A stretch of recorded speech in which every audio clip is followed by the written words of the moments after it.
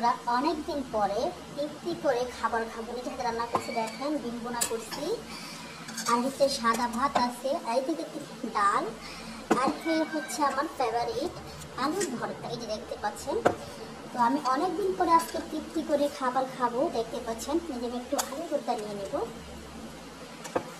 তো কার কাছে এরকম খাবার খেতে পছন্দ, সাথে একটু ডাল নেবো, কারণ আমার কাছে আলুর ভর্তা ডাল হলে আমার কাছে মাছ মাংস সবটাই ফেল।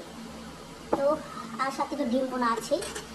বন্ধুরা সবাই কেমন আছেন? আলহামদুলিল্লাহ আমি ভালো আছি। যে বন্ধুরা আমি আজকে দুপুরে রান্না করব, ডিম বোনা করব আর আলু ভর্তা করবো। তার ডিম আর আলু একটা নিচে সিদ্ধ করার জন্য, আর এদিকে দেখেন আমি ডাল রান্না করব, মসুরের ডাল।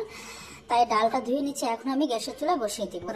আমি ডাল আর আলু আর ডিম মানে চুলায় বসিয়ে দিছি। আর দেখেন এইদিকে আমার কিছু কাজ আছে, তো কাজগুলো এখন সেরে নেবো। দেখেন অনেকগুলো বাসন আছে, এগুলো ধুয়ে নিব।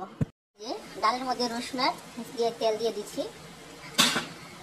বন্ধুরা ডিম বোনা করব, তো তার জন্য আমি এখন মশলা কষিয়ে নিচ্ছি। আর ডিমটা আমি আগে থেকে ভেজে রাখি, আমি আমার ভেজে রাখা ডিমটা দিয়ে দিচ্ছি। আমার ডিম রান্না শেষ, ডিম বোনা। দেখেন একটা ডিম আমার ভেঙে হয়ে গেছে, এখন আমি নামিয়ে নিব। দেখতে পাচ্ছেন আমি হালকা ঝোল রাখি, কারণ আমি বেশি ঝোল খেতে পছন্দ করি না। আসলে দেখেন সাদা ভাত ডাল রান্না করছিলাম দেখেন, আর এইদিকে হচ্ছে ডিম বোনা, আর এই হচ্ছে ফেভারিট আমার আলুর ভর্তা। তো আজকের দেখতে পাচ্ছেন আজকের ব্লগটা এই পর্যন্ত।